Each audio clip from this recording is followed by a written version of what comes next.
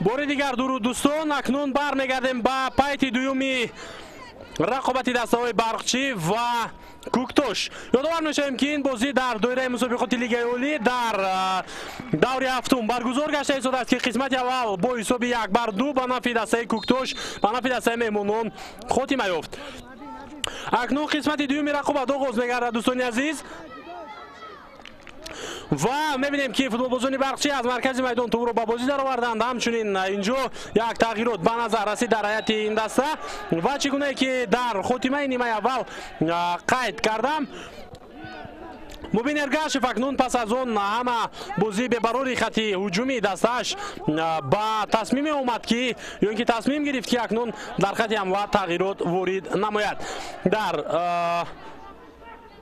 موقع گلمراد هویدو که در خط محافظه بود تحت رقم 9 شهرام سمیوف به میدان آمد و یادآور میشیم که گلمراد هویدو در خط دیفو بازی میکرد، اما اکنون شهرام سمیوف باشد در خط هجوم. بازی رو ادامه خواهد داد. اینجا امکانیت نباتی برای فوتبال بازانی کوکتوش.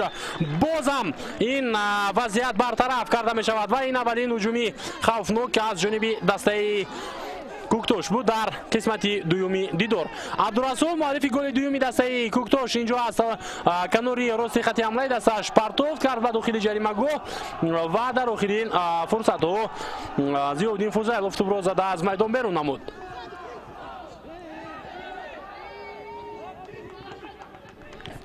و اکنون در موردی که در میدان گلمراد هویدو نیست، فکر میکنم که وحدت هندونوف در خط دفاعی دسته برقچی بازی رو ادامه خواهد داد.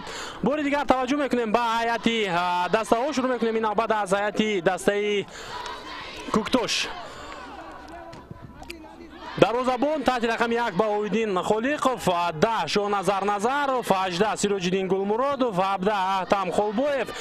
کاپیتانی دسته عادل بابانظرов تحت رقم 7، عبدالرسول رحمانов مؤلف گل دومی دسته کوکتوش تحت رقم 7 معذرت تحت رقم 99، محمد علی صادقov رقم 6 و ایدم اوکران تحت رقم 19. پرنس ارتور تحت رقم 4 است و عادلوف محیدین تحت رقم 11. مؤلف گل اولین دسته کوکتوش لگیونر نادیربک ابراهیموف رقم 31 می باشد. سرمربی دسته کوکتوش این توردی نظرов. هیئت دسته برقچی شهری ایسور دروازه‌بان رقم 16 شاروخ قرغیزبایف، وحدت هندونوف رقم 3، منوچهر سفرov 5، گلمراد هویدو 19 بود که اکنون او از میدان گرفته شد و در جای او با میدان مبین ارگاشف حمله‌گر تحت رقم 9 شهرام سمیوف رو وارد کرد. سلطانشاه میرزویف رقم 4، شیروانی مبادشویف 11، ضیاءالدین فضیلov 20، عبدالمومن زبیرov 7 و سعید مختار عظیمov باشد 8. دلیل یادگارov 18، احتمجان عبداللهیف 10. سرمربی دسته برقچی شهری ایسور باشد مبین ارگاشف. بازم در حمله فوتبال بازانی دسته کوکتوش هستند دوستان عزیز. متوجه میشویم به این وضعیت. تحت رقم 6 محمد علی صادقov پرتافت کرد توپ رو به جریمه گاه و این حالت برطرف گردید اکنون یا اینکه به نتیجه به انجام رسید بگیم شاید که درست تر باشد. شاروخ قرغیزبایف مجبور است یا اینکه وظیفه دارد که توپ رو از نزد دروازه خویش به بازی درآورد.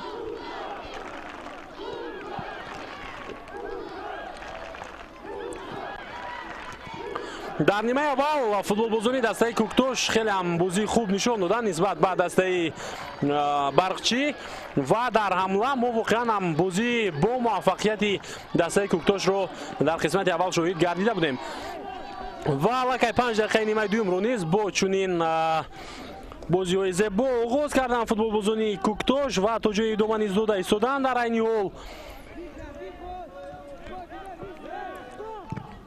اما دسته برقچی باشد همون بازی به براره که در نیمه اول داشت همون رو تو برای ما شما نشان میدهد و خلاص. гарчанде ки як тағйирот аллакай ворид карда шуда дар ҳайати ин даста, аммо наметавон гуфт ки ин тағйирот то ҳол чизе барои мо шумо нишон дода бошад ё ин ки аз ба миён овардани ин тағйирот ягон чиз тағйир ёфта бошад. Инҷо акнун ҳуҷуми хавфнок аз ҷониби футболбозони Барқчӣ, зарба ва гол! Гол! Хеле ҳам голи зебо ва акнун ин аз натиҷаи тағйирот, ин аз натиҷаи иброз намудани он ама тавсияҳои Мубин Эргашев ба шогирдонаш. Дере нагузашта пас аз 5 дақиқаи оғози қисмати дуюм футболбозони Барқчӣ тавонистанд ки ҳисобро баробар намоянд. Ҳисоб 2-2 ва акнун таи 40 дақиқаи дигар мо бозам бозии ҷолибтар аз ин 50 дақиқае ки паси сар шуд тамошо хоҳем кард. Мутаваҷҷеҳи ҳолати такрор мешавем.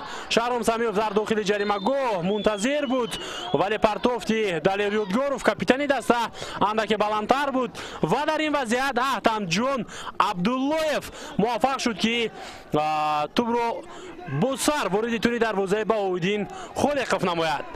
دقیقه 51 دیدار حساب 2-2 دوستان عزیز. هجوم نوبتی دسته برقچی آغاز می‌گردد. شهرام سمیوف از یک نفر می‌گذرد ولی او را باز داشتند اینجا. این هم باشد تحت رقمی 10 شو نظر نظرف بود که بر مقابل او موفق گردید. قاعده بازی بر مقابل مؤلف گل اولینی دیداری امروزه وایرون کرده می‌شود بر مقابل نودیربک ابراهیموف لیگنری دسته کوکتوش.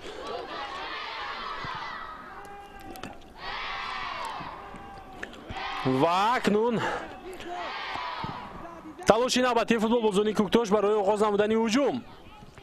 متوجه میشویم به همین حالتی که در نیمه میدانی برقچی به میان آمده. شهرام سمیوف نتوانست که توپ را به دستش درست رساند و قاعده بازی ویران نشده است. توپ را دیگر بار دسته برقچی به خود برمیگرداند. партофт ба хати ҳуҷум аз ҷониби муҳофизатгари Барқчӣ ва дар ин ҳолат Аҳтамҷон Абдуллоев сурати хешро баланд кард, аммо ӯ дар рақобат бо Идам Окран ки дар экранҳои мо шумо буд чанде қабл натавонист баробар шавад ва тӯбро дар ихтиёри хеш бигирад.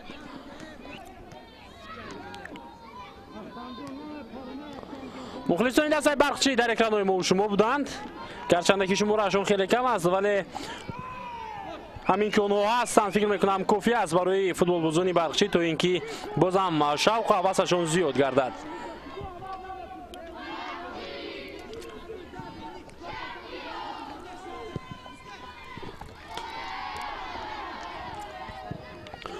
рафти бозии дастаи Барқчӣ тамоман тағйир ёфт ва бубинед ки чӣ гуна фишори баланд меоранд ба футболбозони Куктош то ин ки тӯбро дар идораи хеш бигиранд ва бозам муваффақ ба оғоз намудани ҳуҷумҳои навбатӣ бошанд.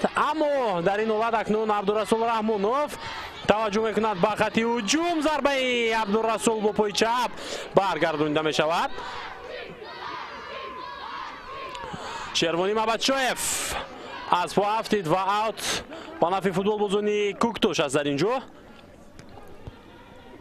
дар қисмати аввал мо тамоман чунин фишори баланди дастаи Барқчиро дидан наметавонистем дӯстони азиз, зеро ки дастаи Куктош воқеан ҳам оли бозӣ мекард ва дар ҳар ҳуҷуме ки ба ҷаримагоҳи дастаи Барқчӣ наздик мегардид мо заифии хати муҳофизаи ин дастаро медидем. заифии хати дифои дастаи Барқчиро мо мушоҳида карда метавонистем комилан. ва акнун дар айни ҳол бошад бубинед ки на танҳо хати дифоъ пурқувват гардида, балки хати ҳуҷум низ хеле ҳам тағйир ёфт пас аз омадани Шаҳром Самиёв ба майдон. ва бубинед ки инҷо акнун Шаҳром Самиёв дар назди довари марказ аз по афтонида шуд ва инҷо қоидаи тезӣ низ ба қайд гирифта мешавад аз ҷониби Гулмурод Ҳалимов. маъзарат аз ҷониби довари марказ Гулмуроди Саъдулло. ва футболбози дастаи Барқчӣ ҷароҳат бардошта инҷо. шумораи 10 муаллифи голи дуюми ин даста Аҳтамҷон Абдуллоев.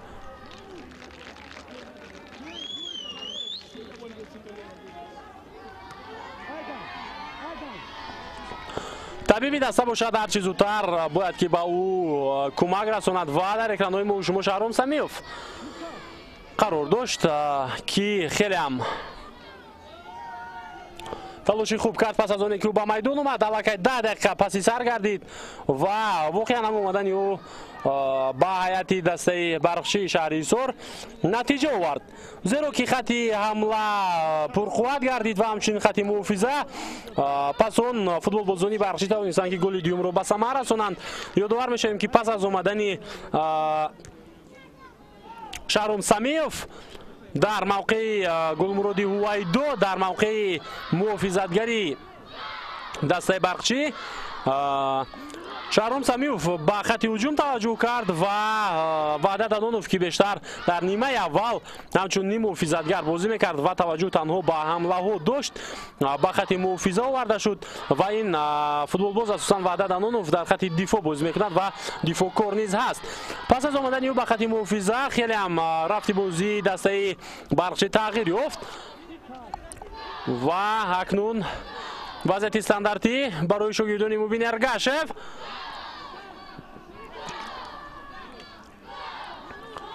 мухлисони хурдакаки дастаи Барқшӣ инҷо танҳо голро мунтазир ҳастанд дар ин вазъият ва мутаваҷҷеҳ мешавем боз ҳам 3 нафар бо ҳамон усули футболбозони худи Барқшӣ пайи ҳам қарор мегиранд дар назди тӯб.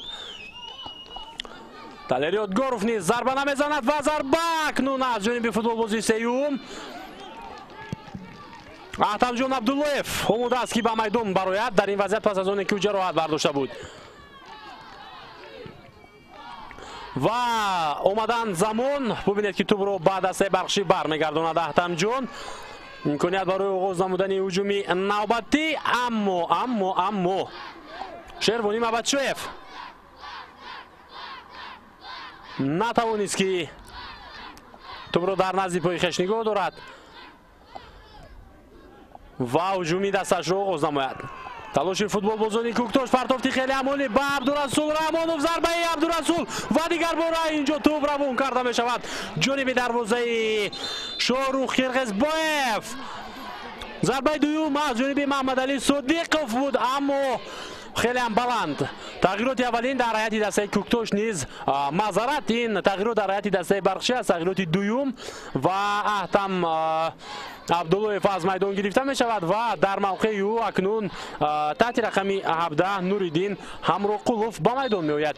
бубинед ки чӣ гуна хати дифои дастаи Барқшӣ дар ҳолати ногувор қарор гирифт. махсусан Манушер Сафаров дар ин вазъият андаке ба иштибоҳ ро дод ки тӯб аз назди ӯ ба дохили ҷаримагоҳ рафт ва пасон Абдурасул Раҳмонов зарба зад ҷониби дарвозаи Шоҳрух Қирғизбоев ки Шоҳрух Қирғизбоев тавонист дар ин ҳолат зарбаро баргардонад. бубинед чӣ гуна як вазъияти нохуб ба миён омада ва довари марказ Гулмуроди Саъдулло инҷо маҷбур мегардад ки корти зардро аз ҷайби хеш берун кунад ва ӯ корти зардро ба легионери дастаи Кӯктош Ойдан Идам Оркан нишон медиҳад.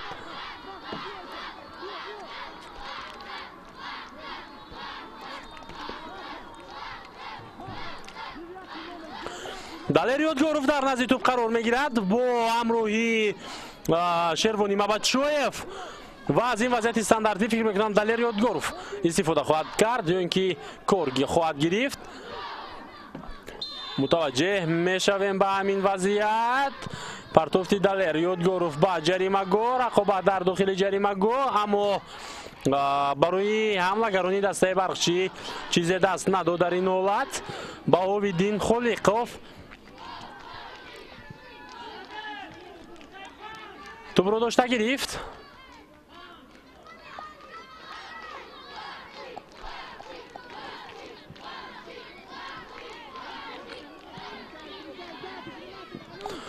рақобат дар маркази майдон идома дорад. тӯбро футболбозони Кӯктош дар идораи хеш мегиранд ва бубинед ки чӣ гуна дар ин вазъият муҳофизатгар Сироҷиддин Гулмуродов зебо бозӣ кард партофти ӯ ба дохили ҷаримагоҳ.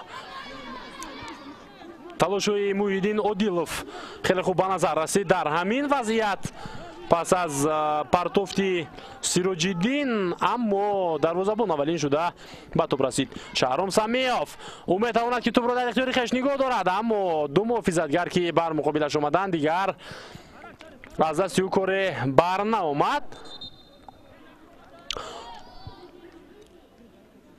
و اوت است. بازم به نفع فوتبال بازونی برخچی. زیودین فوزایلوف توپ را دیگر بار به بازی می‌دارد از اوت. وحدت حنونوف حرکت های او به پیش، پرتوف به داخل جریمه گاه، اما شهرام با نوریدین همراقولوف اینجا حرکت نکردن. جانبی دروازه بهاءالدین خالقوف برای به دست آوردن توپ و پرتوفتی وحدت حنونوف به نتیجه به انجام رسید.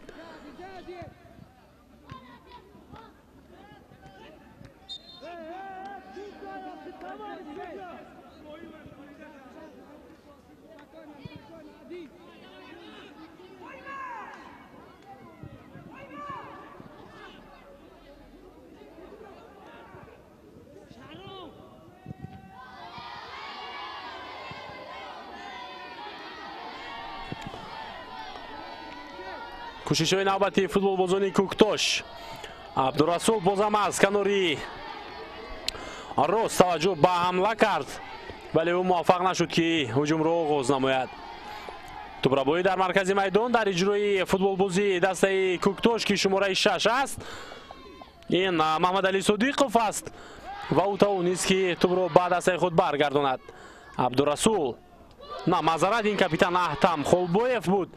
پرتوفتی او به خط جریمه گاه میتواند از این مسافه ضربه را بزند جانب دروازه، اما این کار کرده نمیشود و ببینید که چگونه لیگیونری دسته کوکتوش در این وضعیت اویدم اوکران ضربه زد ولی برطرف گردید الکی همه این وضعیت ها و اوت است به نفع فوتبال بازونی کوکتوش. بیشتر از نیم ساعت دیگر در اختیار دارند دسته ها تا خاتمه دیدار امروزه. البته با جمعی دقیقه‌ای که دوار اضافه خواهد کرد در آخری وقت اساسی بازی دسته های برقچی و کوکتوش و در این 30 دقیقه که در پیش است باز ما میتونیم بازی زیبای هر دو دسته رو متوجه شویم و تماشا نماییم. هجومی با سرعت دسته برقچی میتواند آغاز یابد، اما اینجا محافظتگر توپ را از نزد پای نوریدین همراقولوف زده از میدان بیرون میکند و اوت به نفع بازیگران دسته برقچی است. الکی در حیات دسته برقچی دو تغییرات وارد کرده شد که شهرام سمیوف با نوریدین همراقولوف به میدان آمدند، شماره 17 و 9 و اونها اکنون بیشتر توجه به خط هجوم خواهند کرد. حمله نوبتی دسته برقچی به نتیجه خاتمه می‌یابد و در این وضعیت شیروانی مبدشویف به توپ رسیده نتوانست.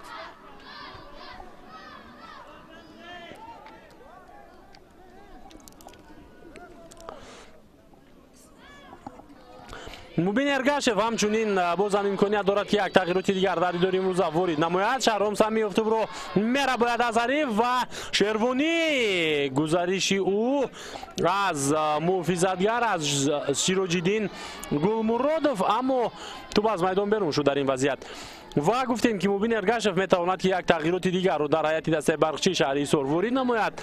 یادآور میشیم که اکنون کیها امکان دارند که بازم در دیدار امروزه به میدان برآیند از حیات احتیاطی دسته برقچی. دروازه‌بان حمیدجان ایساقوف در حیات احتیاطی است. حسین نورمتوف، عبدالرحیم محمد ظریفی و طاهیر مولودوستوف این فوتبال بازانی هستند که اکنون بازم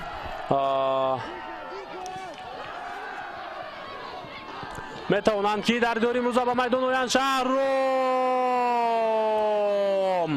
شهرام چیکار کرد در این حالت؟ شهرام سمیوف امکانیت 100% و ثمر رساندن گل رو از دست داد. ببینید اولا چنان من اندیشه داشتم که شهرام سمیوف در حالت افساید قرار دارد، ولی بعدا دوستان عزیز دیدیم که دوار هیچ بیرقچه خیش رو بلند نکرد و اجازه داد که هجوم ادامه یابد، اما به هر سونه که نبود Шаҳром Самиёв дар ҳолати 1-1 бо дарвозабон натавонист ки тӯбро ҷониби дарвозаи Баҳоиддин Холиқов равон созад. ҳуҷуми ҷавобӣ аз ҷониби футболбозони дастаи Кӯктош инҷо созмон дода мешавад ва хеле амолӣ аст ин ҳуҷум. Зарба бозам аз ҷониби шумораи 4 аз ҷониби легионер, мазарат аз ҷониби шумораи 19 Идам Окран ва хеле ам баланд буд ин зарба. дар ҳолати такрор ин чизро мо бори дигар мутаваҷҷеҳ шудем. тағйироти навбатӣ аст дар ҳайати дастаи Барқчӣ ва ин сеюмин тағйирот аст ки таҳти рақами 14 Тоир Малодустов ба майдон меояд ва ӯ акнун дар мавқеи Шервонӣ Мабадшоев бозиро идома хоҳад дод.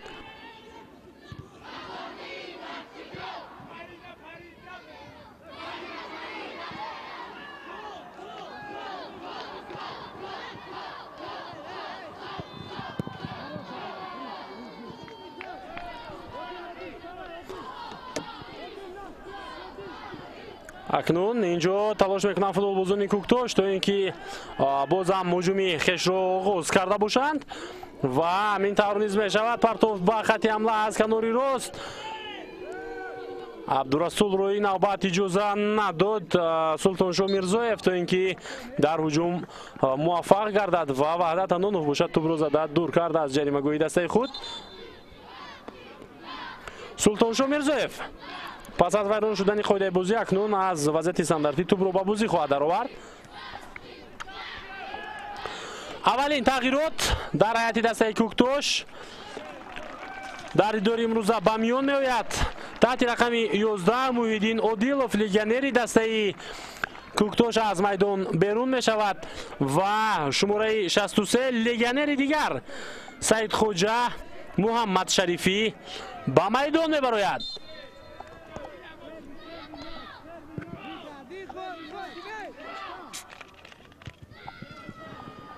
ва акнун бо ин тағйирот боз мебинем ки ҳайати дастаи Кӯктош то чӣ андоза рафти бозиашро дигар мекунад. ҳуҷуми дастаи Барқчӣ идома меёбад. Тоҳир Малодустов ба ҳамла идома медиҳад ҳамларо ва ба ҳуҷум хеле ҳам таваҷҷӯҳи хуб дошт, аммо акнун тӯб аз назди пои Абдулмумин Забиров зада аз майдон берун шуд ва зарбаи кунҷӣ ба нафи футболбозони мизбони дидори имрӯза Шоҳназар Назаров дар экранҳои мо шумо буд ки тӯбро зада аз майдон берун кард.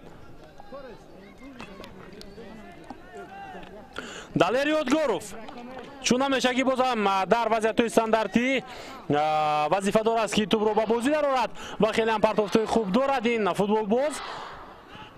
ин навбат бо Султоншоҳ Мирзоев тӯбро ба бозӣ дароварда. партов ба ҷаримагӯҳи дастаи Кӯктош ва ҳолати офсайд ба қайд гирифта шуд.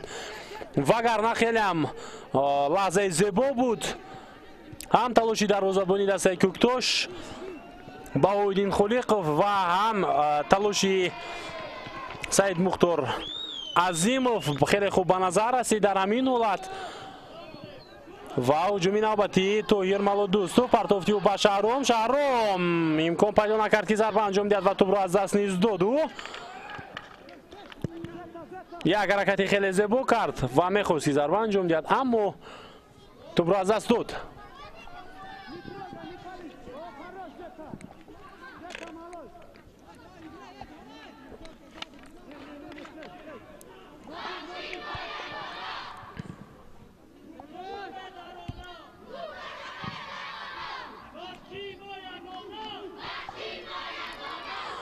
рақобат дар маркази майдон ва ҳуҷуми навбатӣ хеле ҳам босурат аз ҷониби футболбозони дастаи Барқчӣ оғоз карда мешавад ва 4 нафар 5 нафар як бора ба ҳуҷум гузаштанд, аммо дар ин ҳолат Далер Ёдгоров аз по ҳафтонида мешавад. дӯстони азиз, аз ҷониби шумораи 7 Одил Бобоназаров аз ҳайати дастаи Кӯктош ва корти зард ба ин бозингар низ нишон дода мешавад аз ҷониби довари марказ.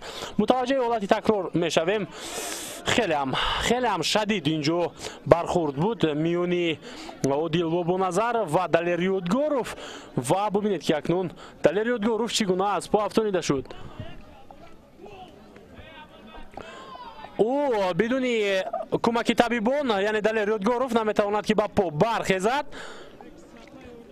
ва акнун аз ин вазъияти стандартӣ имконияти шогирдони Мубин Эргашев бозам беҳтару хубтар мегардад. Бозам таваҷҷӯҳ мекунем ба ҳолати такрор дӯстони азиз бори дигар ки чӣ гуна ин ҳолат ба миён омад. Воқеан ҳам ба пои Далер Ёдгоров хеле ҳам зарбаи шадид равон карда шуд аз ҷониби Одил Бобоназаров ва футболбозони Куктош акнун маҷбур ҳастанд ки дар ин ҳолат бо деворчаи сунъӣ ё ин ки бо ишғоли мавқеъҳо дар хати дифоъ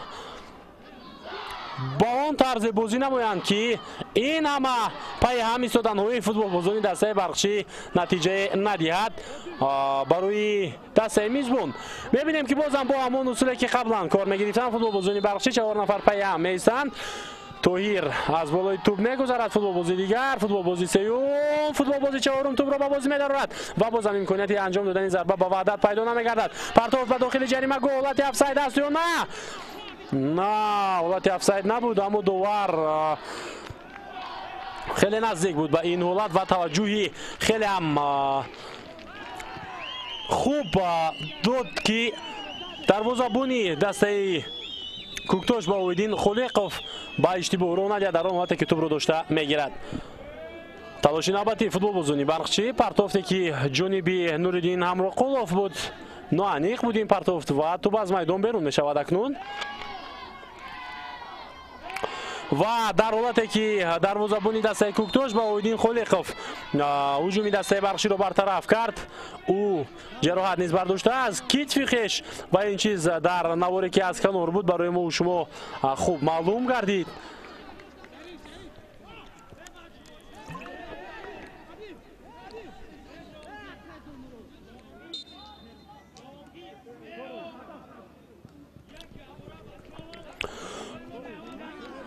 خیلی هم بازیگزاری خوب از اوت، اما توپ از میدان بیرون شد. شهرام سمیف نتوانست توپ رو در میدان نگاه دارد. پس از اونی که از جانب همدسته او توپ از اوت به بازی درآورده شده بود. تغییرات در هیئت دسته کوکتوش باید که انجام داده شود، زیرا که دروازه‌بانی این دسته بهاءالدین خالقов جراحت برداشته از کتف خویش و او اشاره کرده است از در این حالت که دیگر شاید که نتواند رقابت رو ادامه دهد بر مقابل دسته برقچی. دوستان عزیز، برای شما من هیئت احتیاطی دسته برقچی رو آشنا ساختم، اما توجه نکردیم به هیئت احتیاطی دسته کوکتوش و باید گفت اینجا که تحت رقم 3 مرادالله سعیدов دروازه‌بان احتیاطی دسته کوکتوش است و او میتواند که اکنون در اداره امروزه بهاءالدین خالقов رو عوض نماید. توبرابویی در اجرای لیگنری دسته کوکتوش و میتواند از این مسافه او ضربه بزند. عبدالرسول ضربه عبدالرسول و گل سوم دسته کوکتوش. خیلی هم گل زیبا این عبدالرسول بود یا اینکه سعید خوجا محمد شریفی لیگنری دسته کوکتوش و اشاره های او رو ببینید که اگر به شما گل ضرور باشد پس رقم های مرا بچینید در تلفن های موبیلی و زنگ زنید، اومده مشکل شما رو آسان میکنم. واقعا هم در این حالت پرتوفته که از جانبی فوتبال بازی دسته کوکتوش از مرکز بود، خیلی جالب بود از جانب لیگنر این دسته ایدم اوکران و ببینید که این پرتوفت واقعا هم زیبا انجام داده شد. لیگنر این دسته کوکتوش اینجا بازی خوب رو نشان دادن و توانستند که بازم برای سومین مرتبه در دیدار امروزه دستهشون رو به پیش برورند.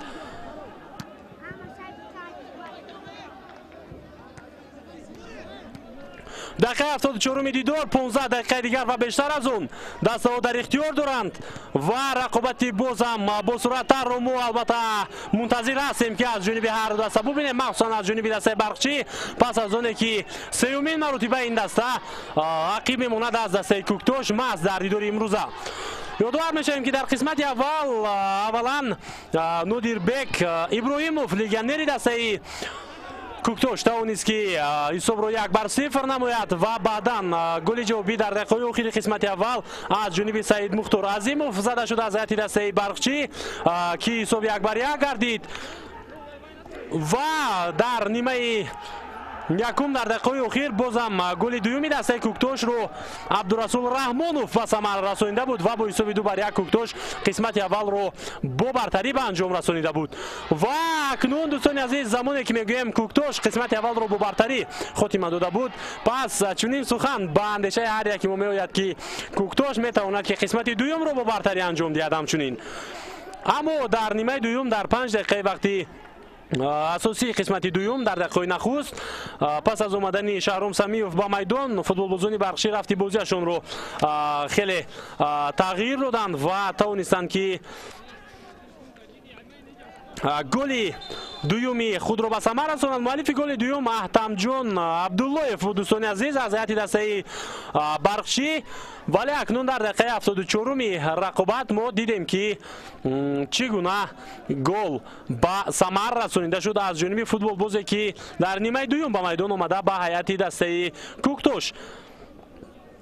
Муҳаммадшарифи Саидхоҷа буд ки пас аз партофти дам Окран тавонист ки голи сеюми дасташро ба самар расонад. дар ҳолати такрор маҳз ҳамин гол барои мо шумо нишон дода мешавад.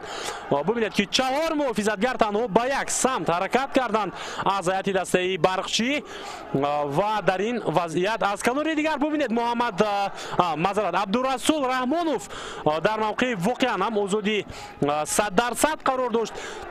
агар дар ин ҳолат дарвозабон фикр мекунам Шоҳрух Қирғизбоев низ агар муваффақ мешуд ба баргардонидани зарбаи Муҳаммадшарифи Саидхоҷа, бозам Абдурасул Раҳмонов метавонист ки бо як талош тӯбро вориди тури дарвозаи Барқшӣ намояд. шодиву нишоти мухлисони Куктошро ҳадду канор нест дӯстони азиз. дар варзишгоҳи марказии шаҳри Ҳисор шумораи кам ҳам ки бошанд, аз ҷону дил бо ҳамон тарзе ки гӯё онҳо ҳатто даҳҳо ҳазор нафарро ташкил медода бошанд дастгирӣ доранд дастаи Куктошро. ба назарашон намерасад ки онҳо 100 нафар ё ин ки бештар аз он ҳастанд. ва ин чиз воқеан ҳам кӯмаки зиёд мекунад дастаи Куктошро. дар умум иштироки мухлис дар варзишгоҳ барои тамоми футболбозе ки дар он варзишгоҳ дар он дидор бозӣ карда истодааст метавонад як рӯҳияи дигарро зам намояд ва метавонад ки он ҳама садоҳое ки мухлис мебарорад рӯҳияи футболбозонро баланд намояд то ин ки бозанбозии хубтари худро ё ин ки он чиро ки дар рӯ то ҳол ниҳон аз ва наметавонад нишон бидиҳад аз худ бароварда кунад ва дар муқобили рақиб он маҳорати ниҳонии хешро истифода барад ва рафти бозӣ бозам ҷолибтар гардад. инҷо дӯстони азиз акнун дарвозабони дастаи Куктош Баҳоиддин Холиқов ҷароҳаташ хеле ҷиддӣ ба назар мерасад ва мунтазир меравад ки тағйирот дар ҳайати дастаи Куктош маҳз дар хати дарвоза ворид карда шавад. зеро ки қаблан низ ӯ ишора мекард ки китфаш ҷароҳат бардошта ва шояд ки дигар рақобатро идома дода натавонад. на Баҳоиддин Холиқов ба по бармехезад ва бозам акнун бо он дарде ки дар китфҳои хеш эҳсос дорад бозиро идома медиҳад. ва дар умум агар таваҷҷӯҳ кунем ба мухлисони футболи миллии тоҷикӣ шумораашон мутаассифона начандон зиёд аст, аммо ба ҳар ҳол мо дорем мухлисонеро ки ба варзишгоҳҳо ташриф биёранд ва дастаҳои мусобиқоти лигаи олӣ, лигаи якум ва ҳамчунин тимҳои мунтахаби асосии ҷавонон ва наврасонро дастгирӣ намоянд. Абдурасул Раҳмонов партофтиҳо ба дохили ҷаримагоҳ футболбозони Куктош метавонистанд ки голи чаҳорумро ҳатто дар ин вазъият ба самар расонанд.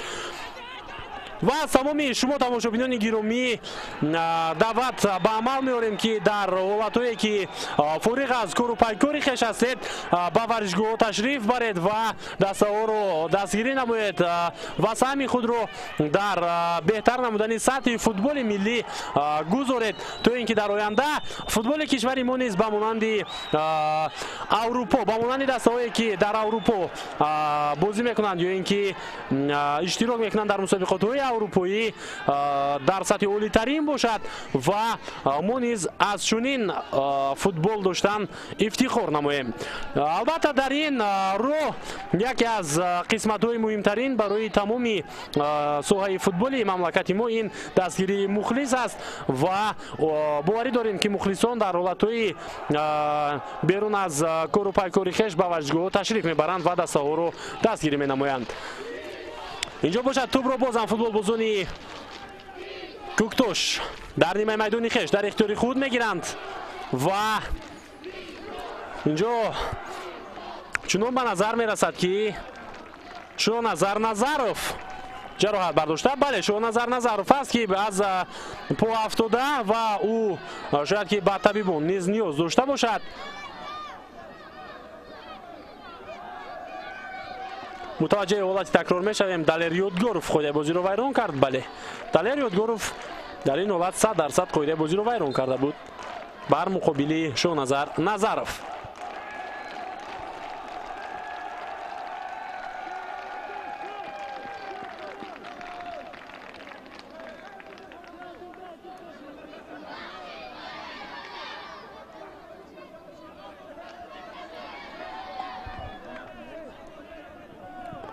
توپ را دیگر برای از و بازی در آوردن فوتبال بازونی کوکتوش و اکنون اوت به نفع بازیگرانی دسته برقچی از دوستان عزیز. در دقیقه آخری وقتی اساسی رقابت نیز شروع می شود. دقیقه آخری رقابت در نقطه‌اش و توپ در اختیار فوتبال بازونی برقچی است.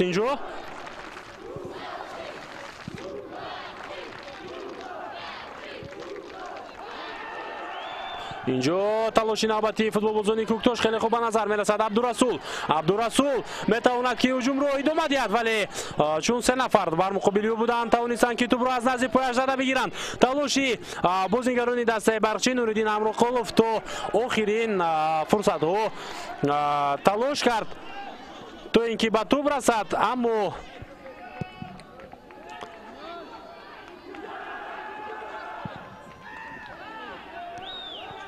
دروازه‌بانی دسته کوکتوش اولین شده باز هم توپ رو داشته گرفت.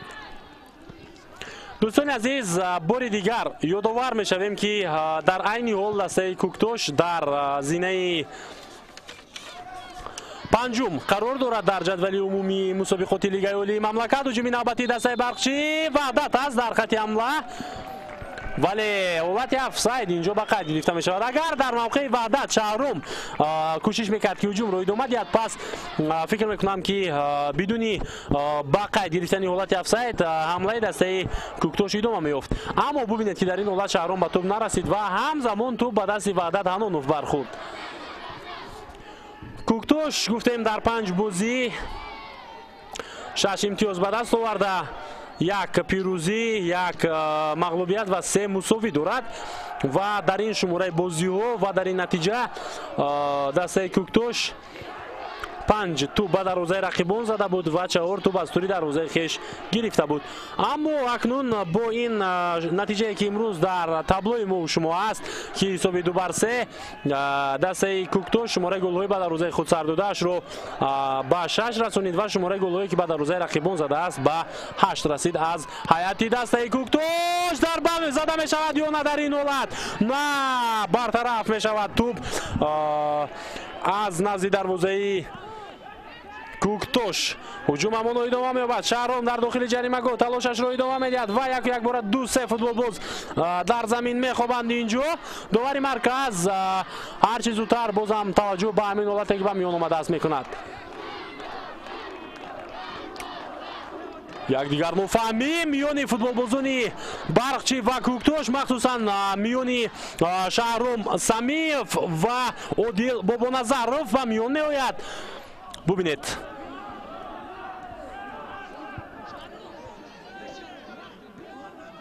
شهرام تلاش کرد با عبدالرسول رحمانов رقابت نماید و او در این حالت قاعده بازی رو ویران کرد بر مقابل محافظتگری دسته کوکتوش. سیروجدین گلمرودов و سیروجدین گلمرودов اکنون در این حالت با زمین خوابیده. بازم ببینید فوتبال بازونی برقچی جانشان به لب رسیده از اون که بازیگران کوکتوش وقت رو کشول داده ایستادند.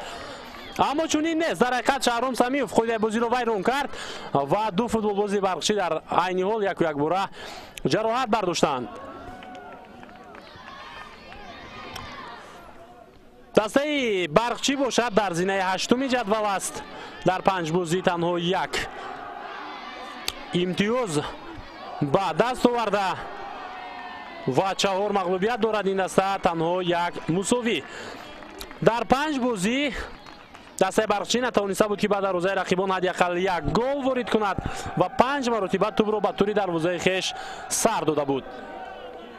اکنون در دیدار امروزه اولین گل‌های خویش را در موسم امسال دسته برقچی به ثمر رسانید که مؤلفان آنها هم این شماره 8 اولا سعید مختار عظیموف پس آن احتم جون عبداللهیف تحت رقم 10 می باشند. و در عموم اگر بگیریم پنجشیر 5 امتیاز دارد در 6 بازی که الکی برگزار کرده در دوره مسابقات و دسته برقچی خیلی مشکلی بزرگ دارد. فکر میکنم در موسم امساله لیگ اولی مملکت، چون که تفاوت از دسته که پیشتر از برقچی است در جدول 4 امتیاز رو تشکیل میدهد. دوستان عزیز و برقچی رو ضرور است که همیشه تلاش نماید برای به دست آوردن پیروزی در دیدار امروزه تا اینکه موفق به اون شود در برابر گردیدن با حداقل دسته خطلون و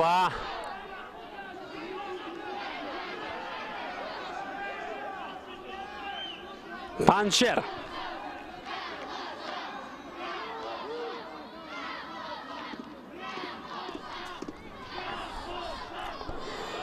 فوتبالباز دیگر باز هم جراحت برداشته این نودیربگ ابراهیموف، اون نفری که حساب دیدار امروزه رو کشوده بود و او با پا برخستن نمیتواند اینجا که الکی دقیقه 87 دیدار هم آغاز میگردد و این چیز میتواند باعث نگرانی بزرگی فوتبالبازان دسته برقچی و مخلصان این دسته باشد.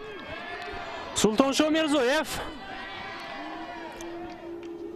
توپ را دیگر باره به بازی خواهد در آورد. در عموم بیاید توجه میکنیم دوستان عزیز به جدول لیگ اولی مملکت که استقلال در صدر است، خوجند کلوب مرکزی ورزش ارتش پامیر در زینه های دوم و سوم، رگار تداز باشد در زینه چهارم است. و در مورد بازی دسته کلوب مرکزی ورزش ارتش پامیر با رگار تداز اگر بگویم این دو دسته الکی 6 این بازی رو برگزار کرده و کلوب مرکزی ورزش ارتش 9 امتیاز به دست آورده در زینه سوم، رگار باشد با 8 امتیاز در زینه چهارم است. یگانه دسته‌هایی که 6 بازیگی انجام دادند این کلوب مرکزی ورزش ارتش پامیر، رگار تداز، خطلون و پنجشیر هستند که در موسم امسال با پورگی بازی ها رو برگزار کردند. برقچی، کوکتوش، خوجند و استقلال این دسته‌ها 5 بازیگی برگزار کرده و یک بازیگی این دسته‌ها با توقف گذاشته شده که در با انجام رسیدن مرحله اولی چمپیونات اولی مملکت دسته‌ها بازی با موقف گذاشته خیش رو برگزار خواهند کرد. و پس از استقلال دوشنبه، خوجند، کلوب مرکزی ورزشی ارتش پامیر، رگار تداز، کوکتوش، دسته‌های خطلون، پنجشیر و برقچی در زینه پایانی جدول عمومی لیگ اولی مملکت قرار دارند. پرتو از وضعیت استانداردی به داخل جریمه گو و دروازه‌بان شاروخ قرغزبویف توپ رو هرچه زودتر داشته میگیرد و بازم تلاش نوبتی فوتبالبازان برقچی برای آغاز نمودن هجوم با سرعت. پرتوفت با جانبی جریمه گویی کوکتوش، اما این حالت رو ارتور پرینس توانست برطرف نماید.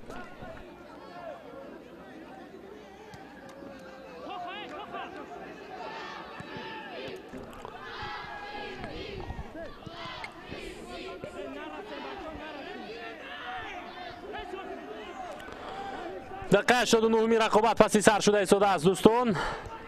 یک دقیقه دیگر تو انجام وقتی اساسی، ولی در وضعیتی که وقت چونین کشال داده شده از جانب بازیگران Куктош тоҷӯе ва ҳамзамон бозам ҷароҳатҳо, ҳамзамон қоидавайронкуниҳо ва як дақиқае ки довар барои танаффуси дастаҳо ё ин ки барои истироҳати футболбозон таъин карда буд, боис мегардад ки шояд бештар аз 4 дақиқа вақти иловагӣ таъин намояд довари марказ. Инҷо бошад вазъияти стандартӣ аз зарбаи ҷаримавӣ. Акнун имконият ба миён меояд барои шогирдони Мубин Эргашев то ин ки бозиро бозам оғоз намоянд. На чунин буда наметавонад дар ҳолате ки довар ҳамоно иҷоза надодааст. Футболбозони барқчӣ хостанд ки зуду сари вақт ба бозӣ пардозанд. Албатта дар баъзе мавридҳо мешавад, вале дар ин ҳолат довар бо футболбозони Куктош гуфтугӯ дошт ва иҷоза нест дар чунин ҳолат ки футболбозони барқчӣ тӯбро ба бозӣ дароранд. Сониyaҳои охири вақти асосӣ паси саргашта истодааст. Дар назди тӯб Саид Мухтор Азимов қарор дорад ва бозам ду нафар пайи ҳам қарор мегиранд. дӯстони азиз, мутаваҷҷеҳи ҳамин вазъият мешавем, шояд бозигузорӣ анҷом дода шавад. Далер Ёдгёров ва Саид Мухтор Азимов. Футболбозони Куктош бозам вақтро кашол медиҳанд. дӯстони азиз, нафари дигар инҷо аз по афтида Ваъдат Анонов даъват ба амал меорад ки дар ин вазъият бояд Шоназар Назаров мардонавор рақобат намояд. довар садои штакиқешро баланд мекунад. Саид Мухтор Азимов ва зарбаи ӯ тӯб аз майдон берун шуд ва зарбаи кунҷӣ ба нафи бозингарони барқчӣ. то ҳол вақти изофа шуда аз ҷониби довар ба мо шумо нишон дода нашуда буд. Акнун дидем ки 4 дақиқа вақти иловагӣ таъин карда шуда. Далер Ёдгёров имконияти навбатӣ барои футболбозони барқчӣ. Партоз ба дохили ҷаримагоҳ, талош ҳамоно идома меёбад ва футболбозони барқчӣ муваффақ мешаванд ки тӯбро дар ихтиёри хеш бигиранд. Султоншоҳ Мирзоев ва дар ин вазъият бубинед фишори футболбозони Куктошро ҳолати офсайд. Ваҳдат Анонов дар ҳолати нобозӣ қарор мегирад. Дар ҳамин ҳолат бубинед, бале инҷо ҳолати офсайд буд дӯстони азиз. ва аллакай 1 дақиқаи вақти изофа низ пушти сар гардид. ҳисоб ҳамоно 2-3 ба нафъи дастаи Куктош, ба нафъи дастаи меҳмон ва дар айни ҳол дастаи барқчӣ дастае аст ки то ҳол ягон пирӯзӣ ба даст наовардааст дар мусобиқоти олии мамлакат. аммо ҳамоно фурсат дорад, ҳамоно вақт аст. партофти навбатӣ ба ҷаримагоҳи дастаи Куктош ва дарвозабон тӯбро дошта мегирад. Ваҳдат Анонов бозам талош кард ин футболбоз пас аз оне ки дар хати муҳофизат чанде бозӣ кард. Дигар бора бубинед аз он ки дастааш шикаст хӯрда истодааст, бештар дар ҳамлаҳо бо суръати баланд мешитобад то ин ки ба тӯб расидагӣ намояд. қоидаи бозӣ вайрон шудааст ба фикрам инҷо, аммо довар ба ин чиз ишора намекунад. Нодирбек Иброҳимов аз по афтонида шуд дӯстони азиз ва тағйироти навбатӣ дар ҳайати дастаи Куктош бояд бошад. Бале, таҳти рақами 9 акнун Азизбек Султонов ба майдон меояд ва ӯ шумораи 10 Шоназар Назаровро иваз мекунад. дақиқаи сеюми вақти иловагӣ паси саргашта истодааст. Шоназар Назаров дигар мадори суръати баланд ба худ касб карданро надорад. бубинед ки ӯ ба довар низ ин чизро ишора дорад, вале фикр мекунам ин аз як тараф то ҷои сохтакорӣ низ аст, чунки сипари гардани ҳар як сония ба нафъи дастаи Куктош буда метавонад. Азизбек Султонов ба майдон меояд ва бештар аз 1 дақиқа бозӣ хоҳад кард. Абдурасул тӯбро аз залба бозӣ медарорад.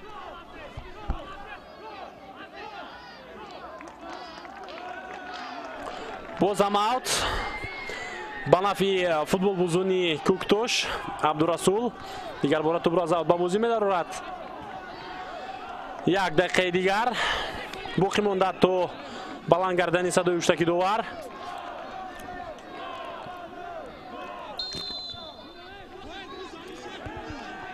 қоидаи бозӣ вайрон шуд инҷо.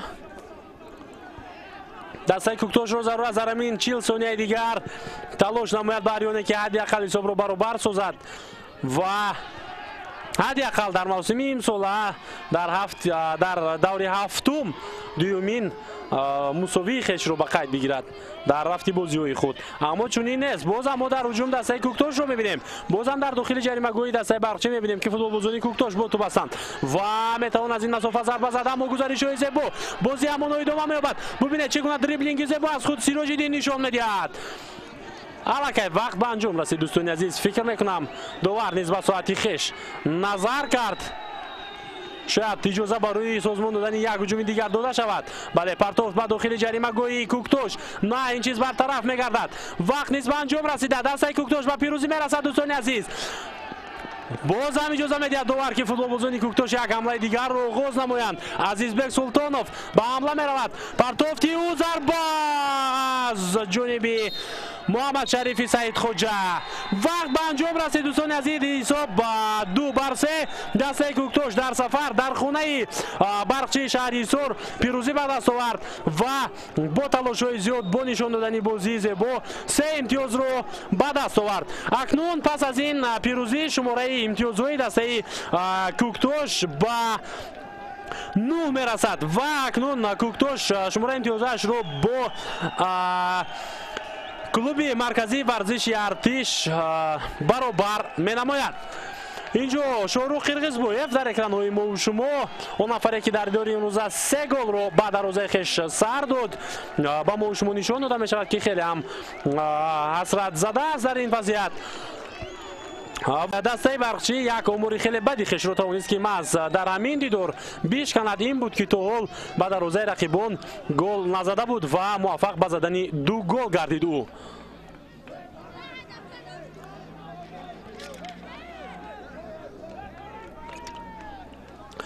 دوستان عزیز اکنون ما باز هم امکانیت پیدا می‌سازیم که در حالت تکرار از رفت دیدار امروز گل ها رو باز هم ببینیم که اولا نادربек ابراهیمов پس از اشتباهی گلمرادی هویدا حساب رو باز نمود و در این حالت شاهرخ قرغزبویف نیز از دستش کار بر نآمد تا اینکه برگرداند این ضربه رو.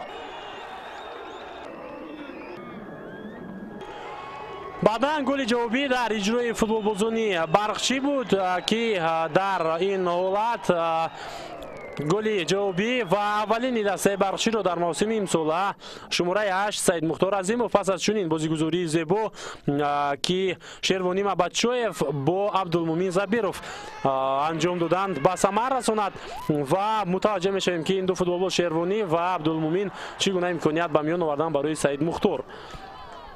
حساب 1-1 گردید در قسمت اول و فوتبال بازی برقچی و خود باوری رو خیلی زیاد کردند، اما دیر نگذشته باز هم پس از یک پرتوفتی طولانی و باز هم پس از اشتباهی گلمرادی هویدا عبدالرسول رحمانوف توانست که توپ رو وارد توری دروازه دسته برقچی شهری حصار نماید.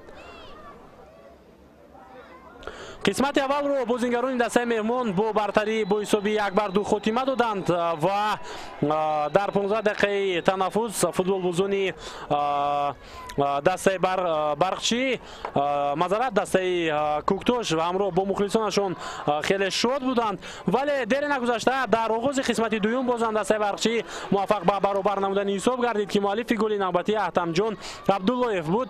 او پس از پرتوفتی دلیر یادگاروف با سر توپ رو زده به دروازه بهاوالدین خالقوف وارد کرد. اما گل سوم دسته کوکتاش رو محمد شریفی سعید خوجا پس از اون که او به میدان آمد تحت رقمی 63 پس از یک پرتوفتی خیلی هم عالی از جانب ایدم اورکان توانست که وارد توری دروازه شاهرخ قرغزبویف نماید. دوستان عزیز همینجا گزارش مستقیم ما از ورزشگاه مرکزی شهر حصار به انجام میرسد. این امیدین احمدزاد بودم با شما. سربلند و پیروز باشید. خیر تا گزارش های بعدی خود را احتیاط نمایید.